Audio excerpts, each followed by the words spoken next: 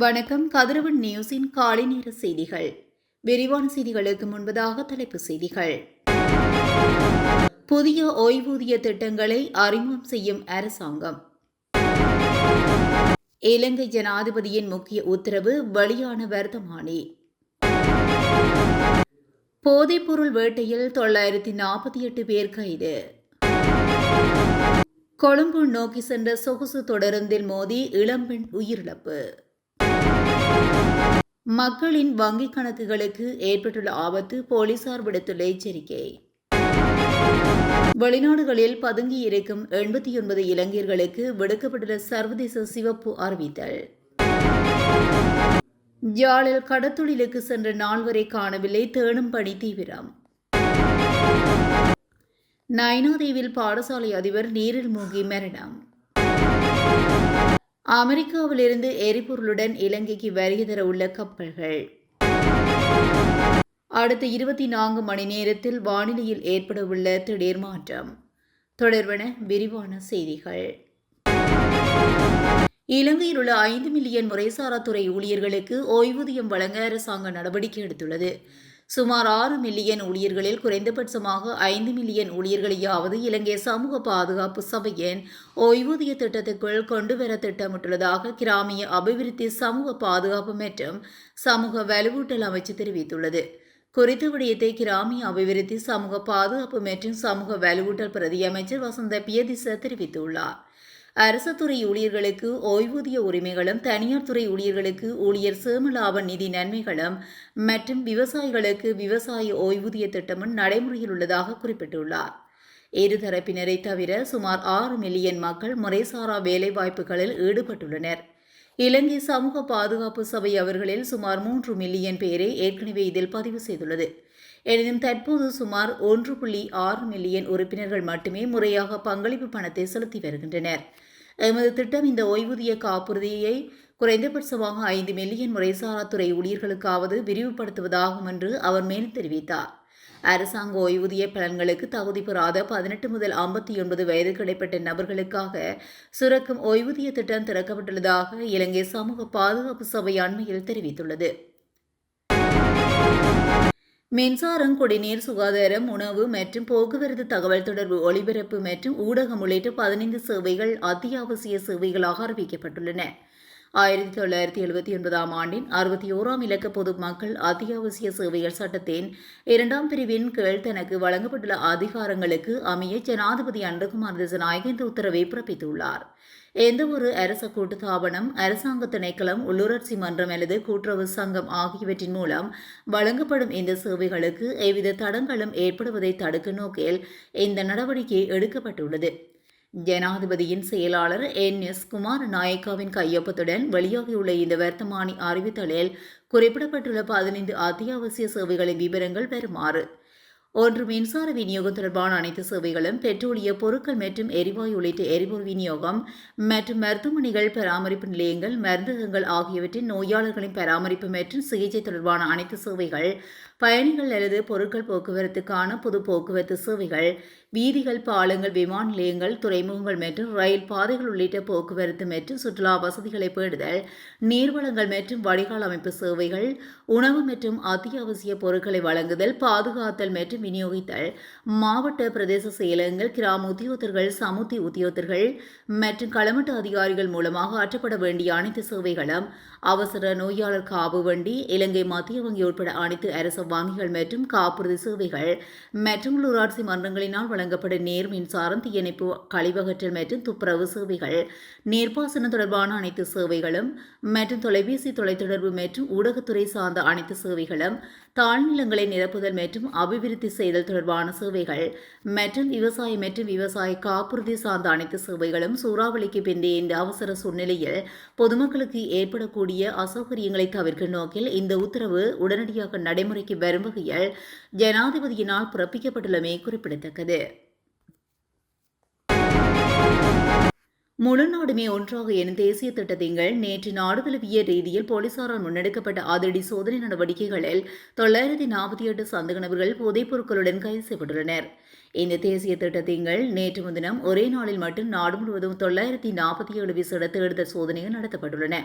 கைது செய்யப்பட்டவர்களின் கடுமையான போதைப்பொருள் கடத்தல்களுடன் தொடர்புடைய 3 சந்தேக நபர்களுக்கு எதிராக போலீசாரால் நீதிமன்ற விசேட தடுப்பு காவல் உத்தரவு பெறப்பட்டு தீவிர விசாரணைகள் ஆரம்பிக்கப்பட்டுள்ளன. அத்துடன் போதைப்பொருள் பாவனைக்கு கடுமையாக அடிமையாகியுள்ள 4 நீதிமன்ற அனுமதியுடன் புனர்வாழ்வு நிலையங்களுக்கு அனுப்பி வைக்க பரிந்துரைக்கப்பட்டுள்ளனர். இந்த போதைப்பொருள் தடுப்பு நடவடிக்கைகளின் போது சிக்கிய சந்தேக நபர்கள் வைத்திருந்த போதைப் பொருட்களையும் போலீசார் கைப்பற்றியுள்ளனர். அதன்படி சந்தேக நபரிடமிருந்து 588 gram heroin, 908 gram ice, 2 gram cocaine, 1 kilogram 678 gram ganja, 599 ganja செடிகள், 101 கிராம் குஸ் ரக போதைப் பொருட்கள், 26 கிராம் கசிஸ் ரக போதைப் பொருள், 2414 போதை மாத்திரைகள், 74 கிராம் மதன மோதகம் மற்றும் 53 கிராம் மாவா போதைப் பொருள் என்பன கைப்பற்றப்பட்டுள்ளன. காங்கேசன்துறையிலிருந்து கொழும்பு நோக்கி சென்று கொண்டிருந்த சொகுசு தொடருந்தில் மோதியதில் பெண்ணொருவர் உயிரிழந்துள்ளார். சாலியபுர பகுதியில் உள்ள பாதுகாப்பற்ற தொடருந்து கடவையில் நேற்று இந்த விபத்து இடம்பெற்றுள்ளது. சாலியம்புர பகுதியைச் சேர்ந்த 2 பிள்ளைகளின் தாயான 29 வயதுடைய பெண்ணே இவ்வாறு உயிரிழந்துள்ளார். அனுராதபுரம் பகுதியில் உள்ள ஒரு கடையொன்றுக்கு சுயதொழில் நடவடிக்கைகளுக்காக சென்று தனது மோட்டார் சைக்கிளை வீடு திரும்பிக் கொண்டிருந்த போதே இந்த விபத்து இடம்பெற்றுள்ளது. இருப்பினும் இந்த தொடருந்து கடவையில் பாதுகாப்பு கடவை நிறுவப்படவில்லை என்றும் தொடருந்து கட்டுப்பாட்டாளர் இல்லை என்றும் அப்பகுதி மக்கள் குற்றம் சாட்டுகின்றனர். மேலும் தண்டவாளம் இருபுறமும் வளைந்து நலிந்து செல்வதனால் தண்டவாளத்துக்குள் நுழையும் வரை இருபுறமும் உள்ள சாலைகள் தெரிவதில்லை என்றும் மக்கள் கூறுகின்றனர். இலங்கை மக்களின் வங்கிக் கணக்குகளை சூறையாடும் மோசடி குறித்து பொதுமக்களுக்கு போலீசார் அவசர எச்சரிக்கை விடுத்துள்ளனர். +63921616172 என்ற தொலைபேசி இலக்கத்திலிருந்து வரும் போலி குறுஞ்செய்திகள் குறித்து அவதானமாக செயல்படுமாறு கேட்டுக் கொள்ளப்பட்டுள்ளது. இந்த இலக்கத்தில் இருந்து வரும் குறுஞ்செய்திகள் மூலமாக மோசடி நடவடிக்கை மேற்கொள்ளப்படுவதாக போலீசார் தெரிவித்துள்ளனர். அடையாளம் தெரியாத நபர்களிடமிருந்து வரும் குறுஞ்செய்திகளில் உள்ள இணைப்புகளை அழுத்த அல்லது வங்கி விவரங்களை வழங்குவதையும் முற்றாக தவிர்க்குமாறு போலீசார் கேட்டுக் கொண்டுள்ளனர். அண்மை காலமாக பல வங்கிகளைப் போன்று போலியான இணையதளங்களை உருவாக்கி பண மோசடிகள் இடம்பெற்று வருகின்றமை குறிப்பிடத்தக்கது. சர்வதேச சிவப்பு எச்சரிக்கை பிறப்பிக்கப்பட்டு வெளிநாடுகளில் தலைமறைவாக உள்ள 89 குற்றவாளிகளை நாட்டுக்கு அழைத்து வருவதற்கு போலீசார் நடவடிக்கை எடுத்து வருவதாக போலீஸ் ஊடக பேச்சாளர் தெரிவித்துள்ளார். பல்வேறு குற்றங்களுக்காக சிவப்பு அறிவிப்புகள் வழங்கப்பட்ட நிலையில் வெளிநாடுகளில் தலைமறைவாகியுள்ளனர்.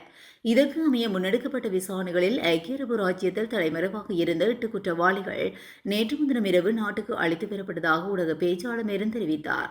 இதேவேளை கடந்த 22ஆம் தேதி ஐக்கிய அரபு ராஜ்யத்திலிருந்து 19 சந்தேக நபர்கள் மற்றும் 2 பெண் சந்தேக நபர்கள் உட்பட 21 பேர் அழைத்து வரப்பட்டுள்ளனர். இதனையடுத்து நேற்று முன்தினம் இரவு 27ஆம் தேதி மேலும் 8 சந்தேக நபர்களை ஐக்கிய அரபு ராஜ்யத்திலிருந்து நாட்டுக்கு அழைத்து வரப்பட்டுள்ளனர். இந்த 8 சந்தேக நபர்களும் ஐக்கிய அரபு ராஜ்யத்தில் துபாய் மற்றும் ஷார்ஜா பகுதிகளில் பல்வேறு குற்றங்களுக்காக தடுத்து வைக்கப்பட்டிருந்தவர்கள் என தெரிவிக்கப்பட்டுள்ளது. பருத்தித்துறையிலிருந்து கடற்தொழிலுக்கு சென்ற 4 காணாமல் போயுள்ளதாக தெரிவிக்கப்படுகிறது. பருத்தி துணை முனை மற்றும் கட்கோவளம் பகுதிகளில் இருந்து 27ஆம் தேதி கடற்தொழிலுக்கு 2 படகுகளில் சென்ற 4 பேர் கரை திரும்பாத நிலையில் நேற்று காலை முதல் தேடும் பணிகள் இடம்பெற்று வருகின்றன. நேற்று முதல் கடுமையான காற்று வீசி வருவதனால் படகுகள் விபத்துக்கு உள்ளாகி இருக்கலாம் என கடற்தொழிலாளர்கள் அஞ்சுகின்றனர். அத்தோடு சக கடற்தொழிலாளர்கள் தீவிர தேடும் பணியில் ஈடுபட்டு வருகின்றனர். இந்நிலையில் கடற்படையின் உதவி காலையில் இருந்து கோரப்பட்ட நிலையில் இதுவரை அவர்களின் உதவி கிடைக்கவில்லை எனவும் தெரிவிக்கப்படுகிறது. யாழ்ப்பாணம் நைனாதீவு பகுதியில் நேற்று இடம்பெற்ற துயரமான படகு விபத்தில் நைனாதீவு ஸ்ரீ கணேசா கனிஷ்ட மகா வித்தியாலய அதிபர் நடராசா மயூரன் நீரில் மூழ்கி உயிரிழந்துள்ளார். நேற்று மாலை நைனாதீவிலிருந்து யாழ்நகர் நோக்கி நண்பர்களுடன் இயந்திர படகில் குறிக்கட்டுவான் நோக்கி பயணித்துக் கொண்டிருந்த போது படகு கவிழ்ந்ததாக ஆரம்பகட்ட தகவல்கள் தெரிவிக்கின்றன. இந்த விபத்தில் நீரில் மூழ்கிய 48 வயதுடைய அதிபர் நடராசா மயூரன் அகால மரணம் அடைந்துள்ளார். இவர் 2 பிள்ளைகளின் தந்தை என தெரிய வந்துள்ளது.